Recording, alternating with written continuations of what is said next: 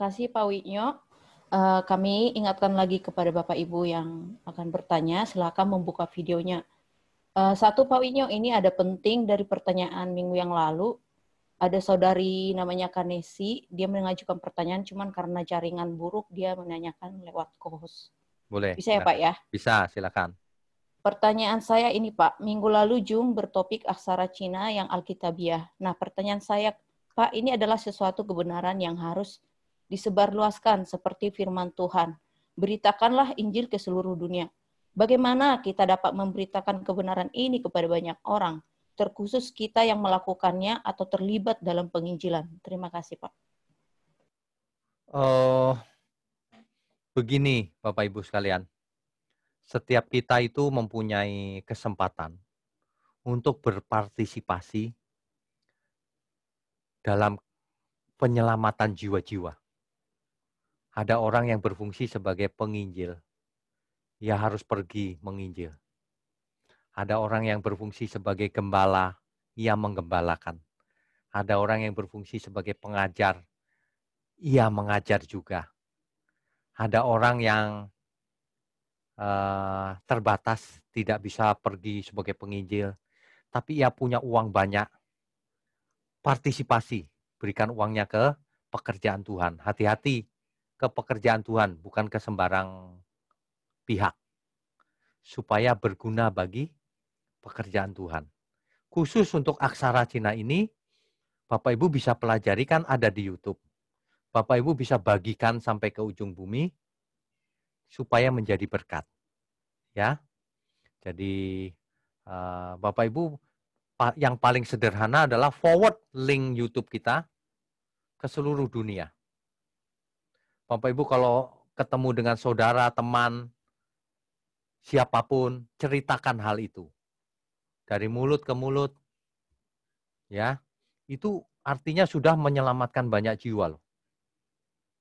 Kita tidak pergi ke kutub utara, tidak apa-apa, tapi melalui mulut kita, melalui WhatsApp, melalui partisipasinya, itu sudah menyelamatkan banyak jiwa, partisipasi. Itu artinya memposisikan diri dalam pekerjaan Tuhan ini. Gitu. Jadi, apa yang bisa kita lakukan, mari kita lakukan. Sebab setiap orang dituntut sesuai dengan apa yang bisa dilakukannya. Bagus, ini pertanyaan dari Bapak atau Ibu. Bapak atau Ibu, jadi sebarkan ini kebenaran ini kemanapun. Sebanyak mungkin. Orang mau terima, haleluya, tidak mau terima juga haleluya. Karena setiap orang tidak bisa berubah mendadak. Biarlah kebenaran demi kebenaran mengubah pelan-pelan mindset seseorang.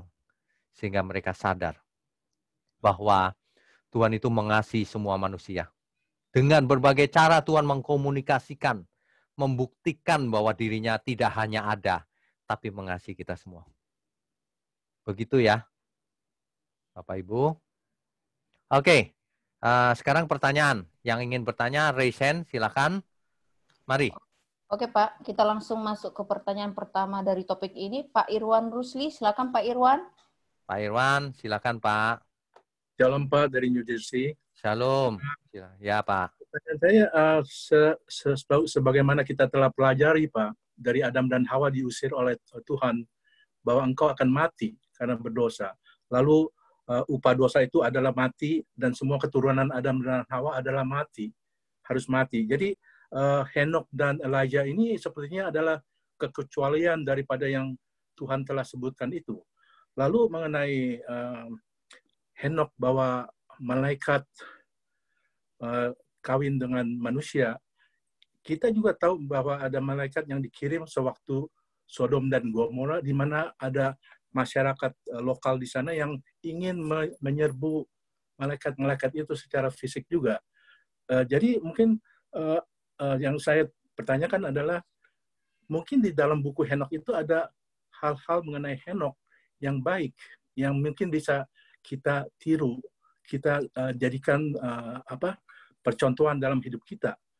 Kenapa buku itu dihilangkan hanya karena ada soal-soal mengenai malaikat kawin dengan menjadi raksasa anak-anak. Padahal mungkin ada hal-hal lain yang lebih baik. Jadi maksud saya, kanonisasi ada buku-buku ini dilakukan oleh siapa, Pak? Dalam pemilihan membuang buku ini dan memasukkan buku itu, gitu. Masih, Pak. Oke. Sebentar, saya lupa yang pertanyaan pertama, Pak. Mengenai dosa, upah dosa dan mati, dan kita Oke, adalah... ya ingat. Oke. Jadi begini, Pak. Kedaulatan tertinggi itu ada di tangan Tuhan. Nah, Henok dan Elia adalah perkecualian. Karena Tuhan berkehendak seperti itu. Itu sekaligus membuktikan bahwa Allah itu bukan Allah orang mati. Kalau semua mati, bagaimana? Ada perkecualian. Ya. Nah, yang kedua, soal kanonisasi. Ini bahaya, Pak. Jadi yang pertama kita harus punya pakem atau rem di mana Alkitab kita itu sudah kanon, sudah utuh, lengkap. Tidak diperlukan buku lain sedikit pun. Jadi kalau ada buku lain yang bagus, bukan berarti boleh dimasukkan. Karena kalau itu boleh dimasukkan, batasnya nanti bahaya, kecampur. Mana yang benar, mana yang tidak. Contohnya gini, wah buku biologi itu bagus loh, masuk saja. Meskipun itu tidak salah, tidak boleh, itu bukan firman Tuhan. Sama dengan buku Henok ini. Kalau ia berani menulis semacam itu, sesuatu yang tidak benar. Yang lain kalau dia ngomong dilarang mencuri dan sebagainya, tidak perlu kita masukkan juga, Pak. Untuk apa? Artinya seluruh buku itu bukan firman Tuhan gitu loh. Nah, Alkitab dijaga, seluruhnya ini firman Tuhan. Terinspirasi langsung oleh Tuhan, bukan hasil karangan seseorang. Kalau kitab Henok itu sudah pasti karangan seseorang, Pak. Karena buktinya salah. Nah, kalau di dalamnya ada yang baik, ya tetap karangan seseorang, bukan firman. Gitu jawabannya. Nah, nanti Pak, minggu depan, di Ekumene Bible Study, saya 6 sesi itu, 3 kali pertemuan, sekali pertemuan 2 jam, itu akan ada pembahasan khusus tentang Alkitab. Nanti ada di YouTube juga. Ya. Nanti soal kanonisasi, inspirasi, autograf, manuskrip, dan seterusnya. Nanti penting juga itu, sangat penting. Jadi, oke. Itu ya Pak ya. Pak, ya mengenai kalau kita sudah ada Roh Kudus di dalam kita, bukankah kita bisa melakukan pemisahan antara baik dan buruk sehingga apapun yang kita dapat terima termasuk dari dunia ini kita bisa utilisasi yang baik saja gitu. Karena ada Roh Kudus di dalam kita. Betul. Kita bisa membedakan mana yang baik, mana yang tidak. Betul. Justru itu kita tahu buku itu bukan hasil inspirasi firman Allah. Jadi ia bukan firman, jadi tidak bisa disamakan dengan firman. Ia boleh dibaca yang baik-baik saja ya silakan, tapi itu bukan firman Allah. Suatu karya yang karangan manusia itu tidak bisa dimasukkan, Pak. Contohnya saya nulis buku nih, Pak. Buku saya bagus-bagus. Bahkan tidak ada yang salah. Dengan Alkitab setuju semua. Apakah bisa buku saya masukkan dijilid bersama dengan Alkitab? Disebut firman Allah. Tidak bisa tentunya. Sama dengan Henok. Kitab Henok itu bukan tulisan Henok yang sedang kita bicarakan, loh Pak. Itu hanya judulnya saja Henok. Di dalamnya diklaim ini tulisan Henok gitu. Banyak buku yang begitu Pak di zaman lalu. Pakai nama orang. Padahal bukan dia yang nulis. God bless Pak. God bless. Oke, God bless you. Oke, next. Oke, selanjutnya Bapak Mesak Tamuama, silakan Pak Mesak. Mari Pak Mesak, silakan. Selamat malam Pak. Selamat malam. Pak mau tanya hubungan antara pengangkatan sama penebusan. Yang saya pahami adalah bahwa sebelum penebusan itu belum ada yang namanya pembenaran atau belum ada yang namanya legitimasi, gitu kan? Betul. Yang saya pahami seperti itu Pak. Betul. Pertanyaannya? Sebaik apapun orang, tapi sebelum ada legitimasi, ya apa ya? Maksudnya belum ada legitimasi gitu dari Allah. Ya, pertanyaannya apa? Pertanyaannya kenapa Henok bisa sampai diangkat gitu Pak? Oke. Oke, itu aja. Sebelum ada legitimasi penebusan. Oke, baik. Terima kasih. Pertanyaan sederhana tapi bagus, ya. Kenapa Henok bisa diangkat? Lah yang mengangkat Allah kok. Siapapun nggak bisa menggugat Allah. Itu adalah bukti bahwa Allah berdaulat. Itu adalah sekaligus membuktikan bahwa manusia tidak rusak. Buktinya Allah berkenan. Buktinya hidupnya Henok menyenangkan hati Allah. Elohim. Ya. Jadi bukan kenapa belum pembenaran. Loh, ini sang Allah sendiri yang menjemput. Dan ia berkenan. Dan Henok menyenangkan hati Bapa. Dan itu dianggap iman. Ditulis di Perjanjian Baru itu dianggap iman. Nah, iman kepada Elohim tentunya. Dan itu menyelamatkan. Buktinya Henok selamat, bahkan langsung ke surga, tidak mengalami kematian. Ya. Jadi jangan, kamu kalau belajar jangan kaku, terus kena oleh teolog-teolog tertentu gitu, jadi kaku pikirannya. Kalau Tuhan yang menjemput, wah ya terserah Tuhan dong. Siapa kau berani keberatan? Bener nggak saya ngomong? Lah iyalah. Loh, Tuhan yang jemput kok kau persoalkan, ini kebenaran belum dibenarkan, lu kok aneh. Tuhan itu sang kebenaran, nggak penting itu teori-teori itu. Ini artinya apa? Artinya teori-teori itu ada sesuatu yang salah. Tuhan bisa membenarkan kapan saja ia mau. Henok buktinya. Nanti Elia. Siapa bisa mau menyalahkan itu? Tidak ada. Cuma kalau soal pembenaran, nanti akan ada pembenaran oleh darah Kristus. Sementara belum ada darah Kristus, nanti di zamannya Taurat, darah domba yang dicurahkan. Kan begitu ya. Jadi ada step-stepnya. Jadi nggak ada masalah sih. Kedaulatan Allah mutlak. Jadi kalau seseorang menyenangkan hati Bapa bergaul dengan Allah, nggak usah pakai teori pembenaran dan sebagainya ya, Tuhan jemput. Gitu ya. Misalnya ya. Kamu mesti belajar, jangan terpengaruh oleh teolog tertentu yang kaku-kaku itu. Yang ngomong konsili lah, yang inilah. Ya, itu ada benarnya, tapi nggak 100% benar. Kamu harus baca lagi Alkitab dengan jujur. Jangan membeo. Jangan punya premis di sininya. Pokoknya kalau nggak gini salah. Pokoknya, kalau udah main pokoknya, kita nggak usah belajar. Oke ya. Ya, Tuhan berkati. Oke, next. Oke, selanjutnya Bapak Pantas Panggabean, silakan Pak. Pak Pantas, silakan Pak. Shalom Pak Wiknyo. Oh, shalom Ibu. Iya, dengan Eni ini, Pak. Ya. Iya, Pak Wiknyo, saya mau nanya ya Pak. Itu kan Nuh dan Henok sama-sama bergaul dengan Allah. Ya. Kenapa yang diangkat cuma Henok Pak? Padahal kan ini Nuh ya. juga tugasnya berat ya Pak. Ya, betul. Ya, itu aja sih Pak. Nuh kelihatannya lebih berat ya Bu, bikin kapal segitu gede. Oh. Iya Pak. Nanti kalau kita sama-sama di surga, kita tanya ya Bu ke Tuhan kita. Iya Pak. Tapi itu, kesulitan Pak menunggu di surga. Kalau itu keputusan Allah Bu. Iya. Keputusan Elohim. Oh. Kita nurut saja. Iya. Nggak apa-apa lah. Ya, oke. Iya Bu. Tuhan berkati. Terima kasih Pak, Tuhan berkati. Ya, Tuhan berkati. Next. Oke, selanjutnya Bapak Konstan Nara di Makassar, silakan Pak.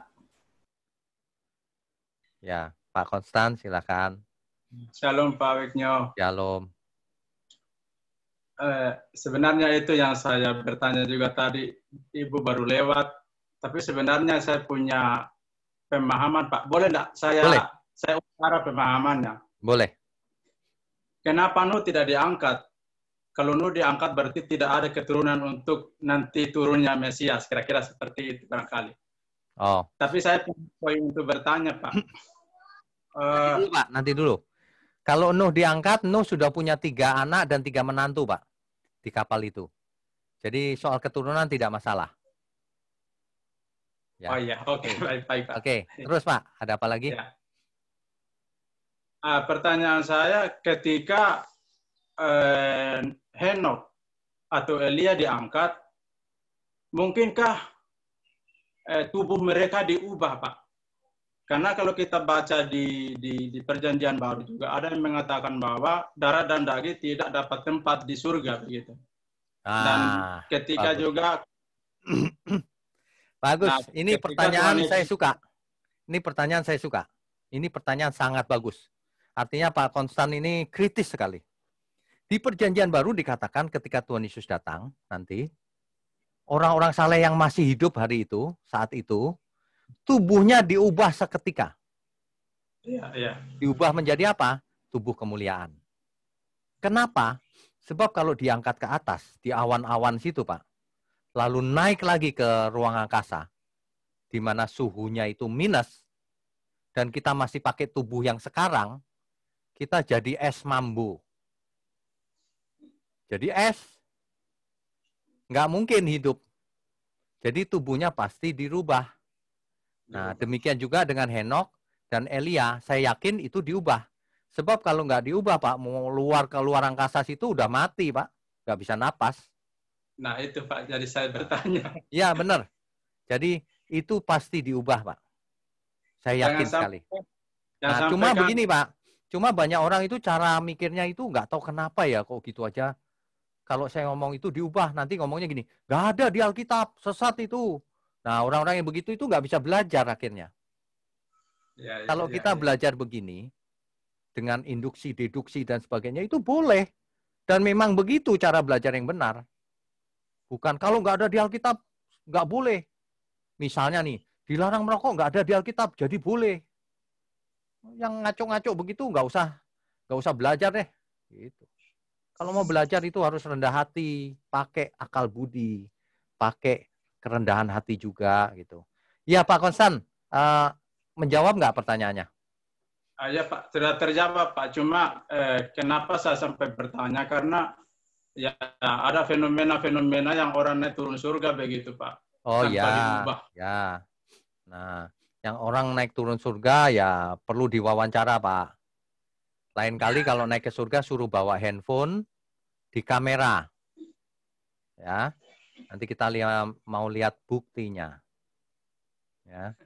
Sebenarnya kalau ada orang kesaksian naik ke surga itu, Pak, boleh saja. Misalnya mimpi. Oh, bisa saja, kenapa tidak?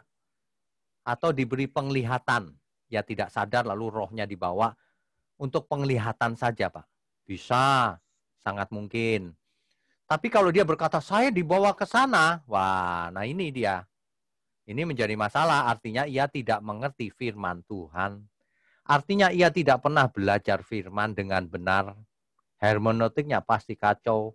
Coba saja tanya ke orang itu, surga itu dunia fisik atau dunia roh? Nanti jawabnya pasti dunia roh. Aneh-aneh. Gitu. Ya? Gitu ya, Pak? Ya, makasih Pak Winyo. Oke, Tuhan berkati. Next. Selanjutnya Ibu Lilis, silakan Ibu Lilis. Ibu Lilis, mari. Shalom Pak Widyo. Shalom. Ini the host is not allowing participant to unmute themselves. Videonya tolong dinyalakan, Bu. Oh, udah nyala. Oh, tunggu. Sudah bisa. Udah. Oke, siap. Pak Widyo, saya mau bertanya, ya memang dari tadi pertanyaan itu sudah ada yang mewakili bahwasanya hak mutlak Tuhan untuk melakukan apapun terhadap manusia. Ya. Cuman daripada tidak keluar, mending saya tanyakan saja, Pak. Ya. Ketika Tuhan Yesus ketika Yesus dimuliakan di atas gunung, itu kan ada dua sosok tuh, Elia dan Musa. Ya. Aku bertanya-tanya, kenapa Elia diangkat hidup-hidup. Nah, pas kebetulan Pak Widyo membahas ini. Kenapa bukan, ya itu memang hak Tuhan ya, tapi daripada penasaran, kenapa bukan Elia dan Henok gitu ya? Henok. Ya, maaf Pak, itu saja Pak, makasih. Waduh, ini pertanyaan luar biasa. Artinya Ibu sangat teliti dan kritis. Baik. Sebenarnya begini, kalau Elia muncul kita sudah tahu lah ya, bahwa Elia tidak mati. Ya. Artinya Elia tidak pergi ke dunia orang mati. Kan gitu kan? Sebab yang ke dunia orang mati tidak muncul begitu. Nah, ya. Oke. Tapi kenapa Om Henok ini tidak muncul juga? Ya. Kemana ya Om? Nah, gitu ya. Itu salah satu yang saya tanya juga tuh. Nanti kalau ketemu Tuhan, Om Henok waktu itu kenapa tidak muncul ya? Gitu. Ya, itu boleh jadi pertanyaan. Tapi itu keputusan Tuhan. Tapi yang menjadi pertanyaan, kenapa Musa tampil? Nah, ini dia. Betul. Kalau yang saya pahami, Musa tampil itu artinya Musa dalam keadaan hidup. Iya, itu. Ya, seperti Elia dalam keadaan hidup. Nah, artinya apa? Ada yang tidak tertulis. Di Alkitab dikatakan Musa mati, bukan? Ya. Ya. Musa mati ya mati, Alkitab ngomong mati ya mati. Tetapi kenapa kenapa bisa muncul bersama Elia? Betul, Artinya ia tidak mati ketika muncul itu. Iya. Nah, jadi kita bisa berkesimpulan bahwa Musa itu dibangkitkan. Oke, baik. Kok bisa begitu? Ya, kedaulatan Tuhan. Tuhan bisa berhak melakukan apa saja. Betul, Pak. Jadi Musa dibangkitkan, punya tubuh dan hidup benar-benar hidup maksudnya, itu bersama Elia yang bicara dengan Tuhan Yesus. Hanya itu yang bisa dijawab. Jawaban lain tidak mungkin. Jadi, nggak ada di Alkitab, Pak. Ya, terserah situ. Kalau menurut Alkitab, yang bisa disimpulkan itu. Baik. Gitu. Ya. Terima kasih, Pak Widjo. Ya.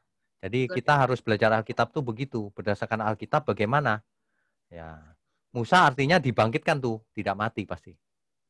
Kok bisa? Ya Allah bisa melakukan apa saja kok gitu saja kok heran. Oke, next. Tuhan berkati. Ya, selanjutnya Ibu Sri Rosijanti. Silakan Ibu Sri. Ibu Sri, silakan.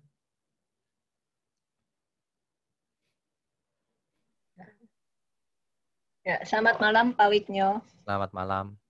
Selamat malam co-host. Pak, saya mau tanya, tadi Bapak bilang kan di dalam kesimpulan dikatakan di nomor 5 itu pembicara kebenaran. Ya. Ya, pembicara kebenaran seperti Henok dan Nuh. Ya. Tapi yang saya pernah baca di Alkitab tidak ada mengenai Henok itu bahwa dia sedang membicarakan kebenaran atau sebagai pemberita kebenaran, Pak. Oke. Kalau di Nuh kan ada, Pak, di 2 Petrus 2 ya, ayat 5. Oke. Nah, itu kira-kira di mana ya, Pak? Oke, baik. Oke, baik. Saya jawab ya, Ibu ya. Jadi begini, satu lagi nih. Soal Alkitab kan dulu kita pernah bahas ada yang figuratif, ada yang harafiah. Ya, kita harus bisa. Nah, satu lagi nih sekarang. Ada yang eksplisit, ada yang implisit. Yang eksplisit itu tertulis persis seperti yang kita inginkan. Nuh adalah pemberita kebenaran. Nah, itu dia. Eksplisit. Kalau yang implisit, kita harus menarik kesimpulan dari kisah yang ada, dari data-data yang ada. Misalnya, Henok bernubuat bahwa Tuhan akan datang dengan beribu-ribu orang kudusnya. Akan menghakimi orang fasik. Nah, itu kan bicara kebenaran. Menyampaikan kebenaran. Maksudnya begitu. Jadi Henok adalah pembicara kebenaran juga. Gitu Bu maksudnya ya. Jadi kita boleh mengambil kesimpulan dari data-data yang ada, dari ayat-ayat yang ada gitu. Misalnya nih Bu, ada orang yang ngeyel, misalnya perokok. Kan di Alkitab tidak ada tulisan dilarang merokok. Ya memang tidak ada secara eksplisit. Tetapi kalau implisit ada. 1 Korintus 10 ayat 31, baik kau makan, minum, atau melakukan sesuatu yang lain, lakukanlah untuk kemuliaan Allah, kemuliaan Tuhan. Nah, ngerokok untuk kemuliaan Tuhan atau bukan? Tentu bukan. Nah, itu namanya implisit, Bu. Tersirat, bukan tersurat. Begitu, Bu. Jelas ya? Oke. Tuhan berkati ya. Next. Pak. Ya.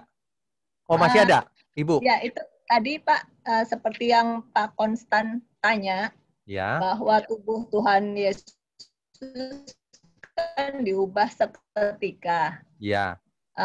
Itu tubuhnya itu diubahnya pada waktu di atas awan-awan atau sesudah dibangkitkan. Oh. Karena menurut Yohanes 20 ayat 26 itu, kan waktu murid-muridnya itu berkumpul di dalam ruangan, nah itu Tuhan Yesus kan bisa tiba-tiba datang tuh.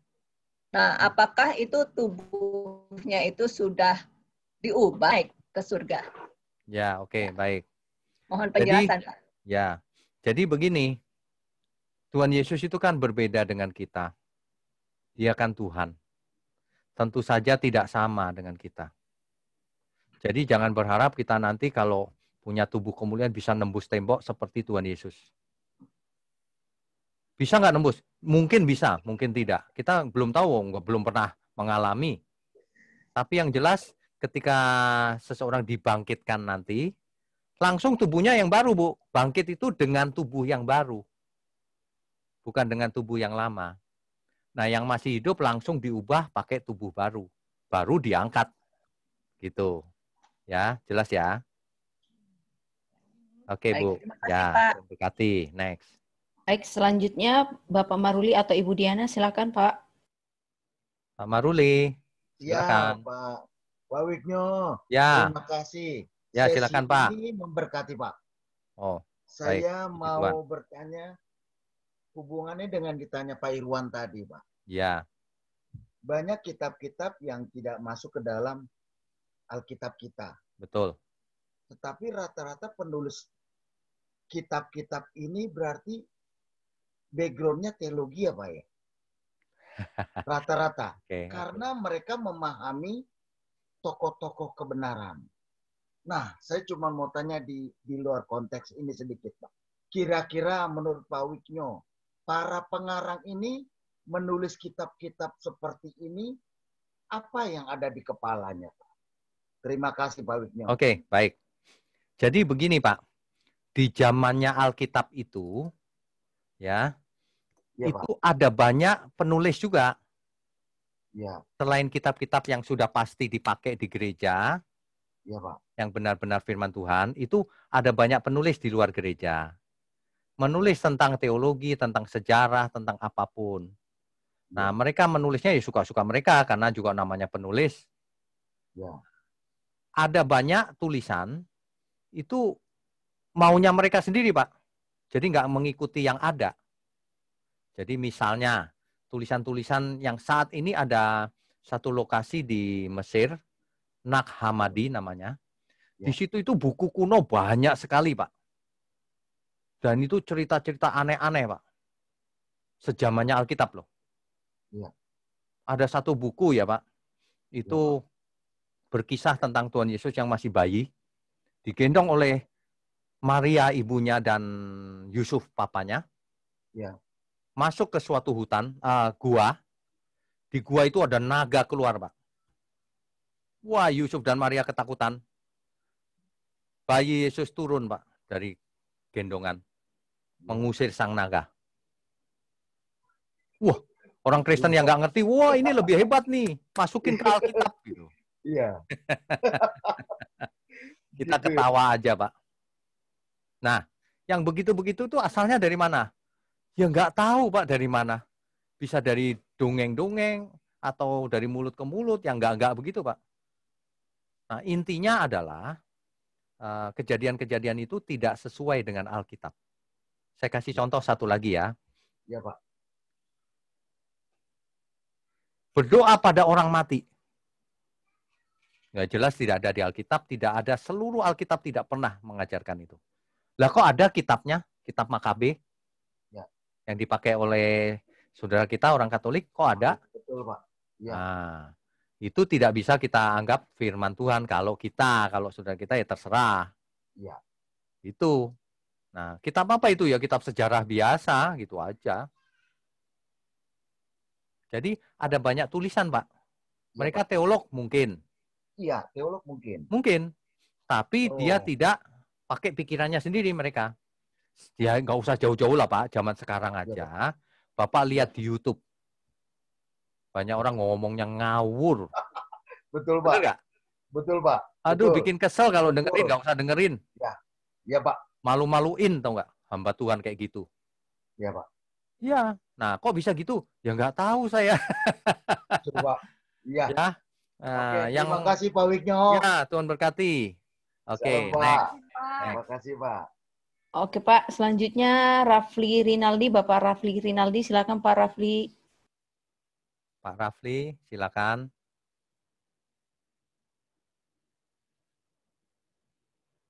Silakan di-unmute, Pak. Oke, saya cuma sedikit ingin menambahkannya mengenai tadi di awal Bapak katakan ada dua nama di dalam Alkitab mengenai Henok, Pak ya. Ya. Tapi saya dapatkan itu ada 4, Pak ya. Ini Oke. cuma menambahkan aja ya. Yaitu Oh, pertama anak Kain. ya, Ya Pak ya. ya, Di Kejadian 4:16. Lalu ya, kedua anak Yared, ya. keturunan Set. Pasal Kejadian 5 ayat 18. Itu Lalu ada yang kita ketiga, bicarakan Pak, anak ya, Pak. Abraham dari keturunan. Ya. Yang kedua itu yang kita bicarakan. Ya betul, yang kedua dibicarakan. Tapi Ya. saya menemukan di Alkitab ada 4 orang yang bernama Oh, Henok. yang ketiga Itu yang aja, mana, Pak? Lalu yang kedua pertanyaan, yang ketiga itu anak Abraham dari keturunan Ketura, Pak. Di Kejadian 25 ayat 4. Oh. Oh, ya, ya, ya, ya. Lalu yang keempat, anak Ruben, Pak. Anak sulung Ini, Ruben. Pak. Di Begini. Kejadian 46 ayat 9. Begini, Pak. Kejadian 5 ayat 24 ya? Kejadian 5 ayat 4. Oh, ayat 4. Ya. Itu juga ada namanya Henok. Nggak ada tuh, Pak.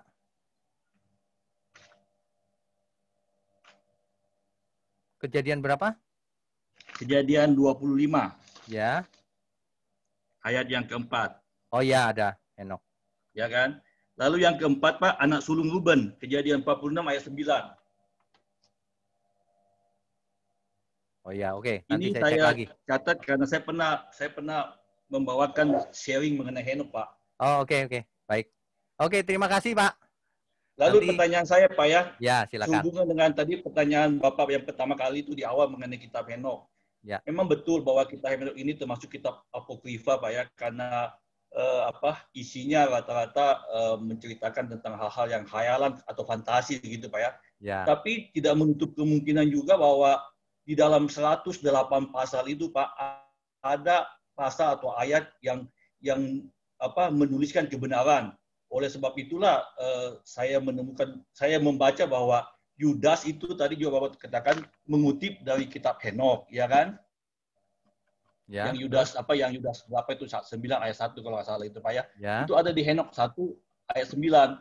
Ya. Lalu ada juga, Pak, kutipan dari Daniel, Pak. Daniel 7 ayat 13. Itu dia juga mengutip di kitab Henok di pasal 46 ayat 1 sampai dengan ayat 3, Pak, mengenai dia yang lanjut usia, yang rambutnya putih bagaikan bulu domba. Nah, saya ingin mengatakan bahwa memang kitab Henok ini apokrifa, tetapi kan tidak tertutup kemungkinan ada beberapa ayat yang bisa dipakai gitu loh, yang dikutip oleh nabi-nabi perjanjian lama, ya kan? Bukan karena isinya kebanyakan nggak benar lalu dicampakkan begitu aja. Saya pikir tidak seperti itu, Pak. Jadi mungkin memang kitab Henok ini kita tahu bahwa kitab ini tidak termasuk di dalam kanon dan sudah diakui oleh lain, tidak dimasukkan ke dalam kitab. Pertanyaannya, Pak? Pertanyaannya? Tapi di dalam pertanyaan saya seperti itu, Pak, bahwa ada beberapa hal yang memang bisa kita pakai gitu loh, Pak. Tadi kan mengenai kita juga diberi hikmah untuk memilih mana yang benar, mana yang salah, yang bisa kita ambil, yang mana yang tidak bisa kita ambil, Pak. Seperti itu aja, Pak. Oke, terima kasih. Ini jelas. Ini pertanyaannya juga bagus, kritis sekali. Seperti saya sampaikan tadi bahwa kitab Henok ini dari awal sudah tahu bahwa ini kitab bukan firman Tuhan, hanya karangan. Namanya karangan juga tidak semuanya ngaco. Bisa juga di tengah-tengah disisipkan sesuatu yang baik. Ya. Tetapi keakuratannya diragukan. Nah, jadi tidak bisa dianggap firman Tuhan. Kalau hanya dibaca-baca silahkan. Tapi kalau dianggap firman Tuhan jelas tidak. Karena firman Tuhan tidak bisa salah.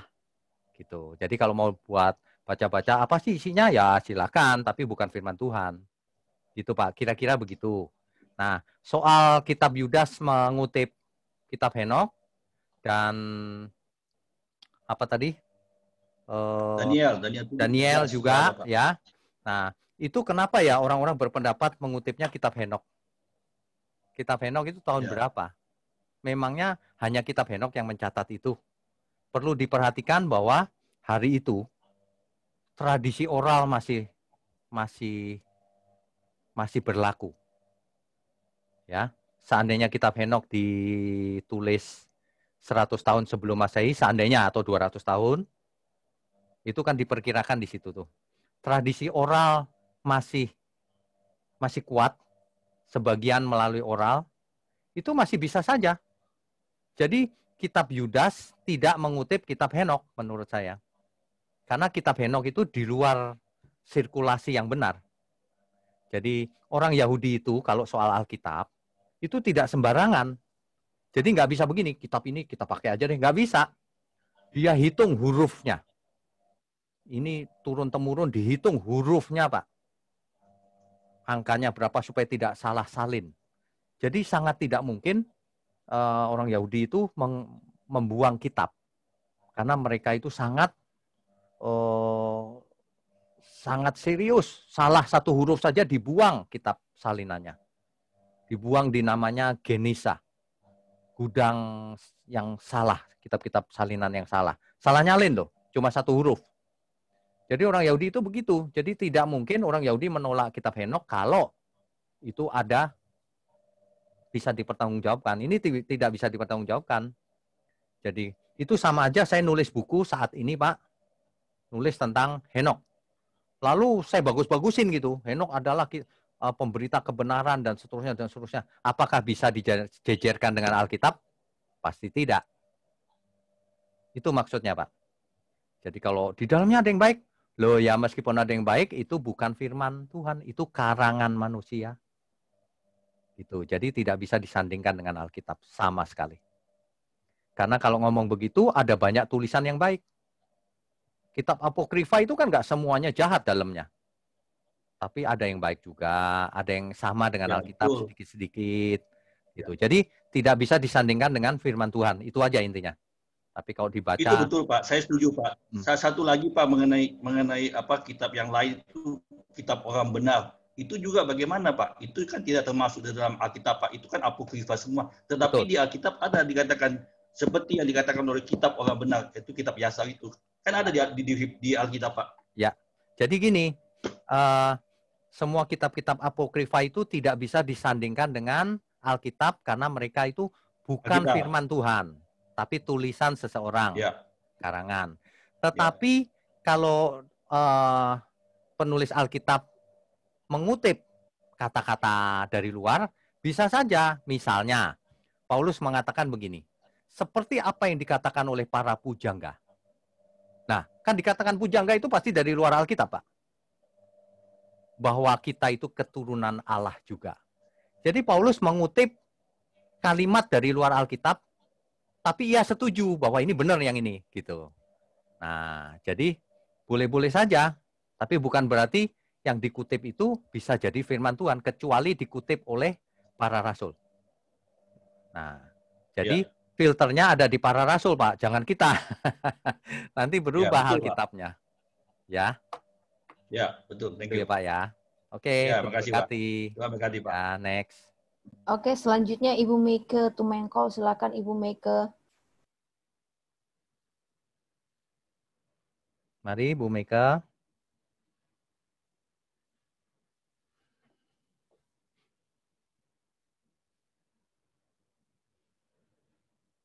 Bisa, Ibu Meike? Silakan di-unmute, Bu. Ya, silakan.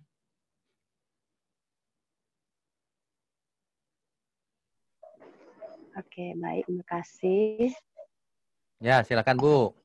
Ya, Pak. Ibu, suaranya hilang. Barusan ada. Suaranya hilang. Di-unmute lagi, Bu. Coba di-unmute lagi, Bu. Ya, halo. Ya, oke, baik.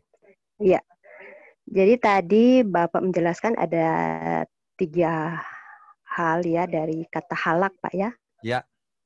Yaitu berjalan, kehidupannya, kelakuannya, dan pergi bersama-sama, bahkan mengalir bersama Allah.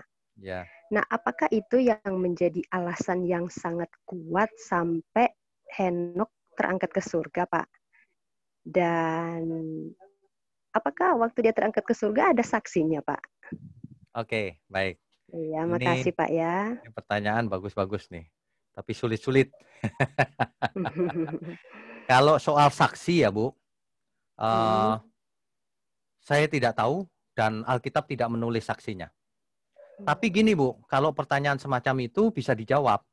Alkitab itu inspirasi Roh Kudus sehingga apa yang ditulis pasti benar. Seperti begini, di kitab Kejadian ditulis pada mulanya Allah menciptakan langit dan bumi. Yang nulis kan Musa tuh. Kita bisa tanya gini, Musa emangnya kau lihat sendiri penciptaan? Nggak bisa begitu. Itu Musa berkomunikasi langsung dengan Allah. Nah, sama dengan ketika Henok naik, itu pasti peristiwa itu ditulis atas inspirasi Tuhan. Bahwa Tuhan yang mengangkat. Gitu. Ya. Nah, Alkitab kita itu luar biasa, Bu. Nanti akan saya bahas tuh minggu depan.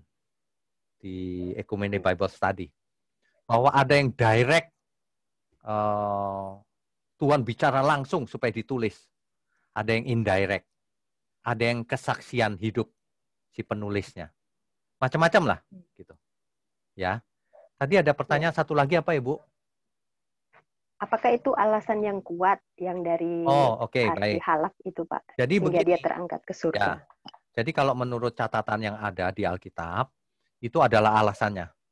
Jadi karena Henok sangat menyukakan Tuhan, Tuhan berkenan, diangkat sama Tuhan. Yang alasan kedua memang itu kedaulatan Tuhan. Itu aja yang bisa kita jawab sih. Iya. Ya Ibu ya.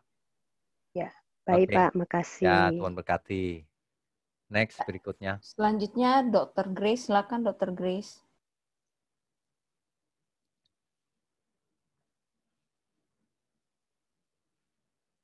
Shalom, Pak Wiknyo. Shalom. Iya. Selamat malam. Saya cuma mau tanya, orang di Firdaus itu kesadarannya penuh, bisa mengingat semua hal yang terjadi selama dia hidup, Firdaus ya Pak ya? Ya. Itu atau kan dia dalam bentuk roh belum punya tubuh kebangkitan yang seperti Henok. Betul. Nah, dia sama, kalau Henok sudah punya tubuh kebangkitan, kalau logika saya, Henok pasti sudah kayak nanti kita yang patuh Tuhan diangkat ke surga dapat tubuh kemuliaan. Apakah sama orang yang di Firdaus sama orang yang di LB3, yang Henok kan udah di LB3 toh Pak? Betul. Bukan di LB3, udah di surga dia. Di LB3 surga. Belum ada. Ya. Iya. Terus? Nah, apakah orang yang di Firdaus itu dia mengingat semua? Dia kan Bapak bilang senang kalau di Firdaus. Dia ingat semua kejadian di dunia ini. Baik. Dan dia bahagia di sana. Oke, baik, jelas. Ya. Dia ingat jelas. Iya Pak. Hanya itu. Sebenarnya ini kita bisa tahu dari Tuhan yang menjelaskan. Tuhan sendiri yang menjelaskan. Tuhan Yesus. Tuhan Yesus menjelaskan ada kisah orang kaya dan Lazarus. Orang yang kaya mati ke dunia orang mati, ke alam maut. Sedangkan Lazarus ke pangkuan Abraham. Istilah pangkuan Abraham ini tentu maksudnya dunia yang nyaman. Tentu saja dua-duanya adalah dunia roh, karena belum kebangkitan. Nah, dalam bentuknya yang roh ini apakah masih ingat? Nah, diceritakan di situ orang kaya ini ingat saudaranya yang masih hidup. Minta izin kepada Abraham yang ada di Firdaus supaya ia boleh ke dunia, ke bumi, memperingatkan saudara-saudaranya. Jadi masih ingat meskipun roh. Ingatan itu, roh itu punya ingatan ternyata. Demikian juga dengan Abraham. Demikian juga nanti kalau kita dibangkitkan dengan tubuh kemuliaan, apalagi itu. Jadi ingatannya sempurna ya Pak ya. Dia ingat dia meninggal karena sakit apa, karena ditabrak atau karena penyakit. Dia ingat berarti ya Pak ya. Betul. Terus dia enggak bakal sedih. Misalnya, kok saya matinya muda ya. Kesian istri sama anak-anak saya. Dia enggak bakal mikir gitu ya Pak. Oke, jadi kalau ia matinya ke dunia orang dia mati. Dia Firdaus. Okay. Kalau alam maut sudah pasti sedih dan sudah percuma. Oh iya. Kalau itu, di Firdaus. Ini yang perlu kita renungkan tuh begini loh. Di Firdaus itu bersama Tuhan. Pasti banyak malaikat dan pasti dia lebih bahagia ya Pak Wikno ya dibandingkan beda. Dia masih sama keluarganya, berarti ya ngerti saya. Jadi gini, dia ingat istri anak-anaknya, dia tetap seneng ya Pak ya. Dia enggak sedih gitu meninggalkan karena dia tahu kesudahannya begini toh. Oh ya nggak apa-apa deh. Iya, nanti juga saya nyusul gitu sama anak-anak toh. Dia mikirnya juga gitu toh. Ya, Berarti sama orang dengan, yang di Firdaus, sama dengan yang di alam maut tadi kan, dia khawatir saudaranya nanti ke sini nah juga. yang saya kasihan Pak, yang saya kasihan tuh yang di apa alam maut Hades itu, saya nggak kebayang. Kita kan bisa ngerasa sedih. Aduh gimana ya 5 orang saudara saya itu kan tersayat-sayat loh Pak hatinya, dan itu kekal, itu ngeri loh Pak. Makanya saya sampai mikir kasarnya gini Pak. Saya pernah ngomong sama Tuhan, Mbok ya Tuhan ciptain aja semua manusia masuk surga. Maksudnya ada kehendak bebas, tapi Tuhan kan tidak tahu mana tuh yang kehendak bebas mau pilih Tuhan. Yang Mbok ciptain aja yang semua mau pilih Tuhan. Yang nggak pilih Tuhan nggak usah diciptain. Bayangin loh Pak, kalau kita di dunia ini sengsara cuma 100 tahun, tapi kalau di kekekalan itu nggak ada ujungnya, ngeri banget Pak. Nah itu sampai saya pernah meratap sama Tuhan untuk jiwa-jiwa yang menolak Tuhan dan lain-lain. Saya pernah ngomong gini, Tuhan saya rela kok mereka lebih baik daripada mereka kekal selama-lamanya di neraka, mendingan gak usah diceritain. Tapi maaf ya tuh yang maaf sekali. Tapi saya minta maaf Pak ke Tuhan. Itu saking teririsnya mengingat kekekalan dan api kekal di mana hanya terdapat tangisan dan kertak gigi. Baik. Ini satu pergumulan yang hebat, dan Ibu punya kasih yang luar biasa. Tapi gini Bu, Tuhan itu menciptakan manusia itu menurut gambar dan rupanya. Kan gitu ya. Nah, gambar dan rupa Allah itu seperti apa? Yang bisa berpikir bebas, yang punya perasaan bebas, yang punya keinginan bebas. Supaya apa? Supaya manusia ini bisa menjadi seperti Elohim. Supaya kalau mengasihi, mencintai itu karena dari dirinya sendiri, bukan karena diprogram oleh Allah.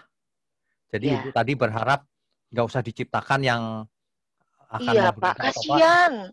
Itu sama dengan Pak. Itu sama dengan memprogram. Sama dengan makanya saya minta maaf Pak sama Tuhan. Saya bilang Tuhan kalau maaf. Kalau memprogram itu artinya bukan cinta Bu, sudah ditentukan kan di program seperti itu. Iya. Kita memang memilih dengan kehendak bebas. Jadi gini, saya tangkap, hari ini kita masih punya kesempatan semua kita. Jadi kalau orang menolak, salahnya dia sih Bu sebenarnya. Tuhan itu seperti si ini loh, si kaya ini, kan dia baik sebenarnya mau kasih tahu saudaranya. Jawaban dari Tuhan apa? Tidak perlu kau ke sana.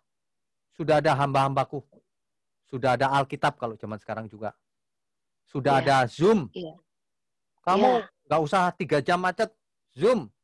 Bayangkan ini ujung dunia bisa dengar sama kita. Iya, benar Pak. Iya. Jadi kita itu sedihnya begitu loh. Kita itu mau belajar kok orang nggak mau ya.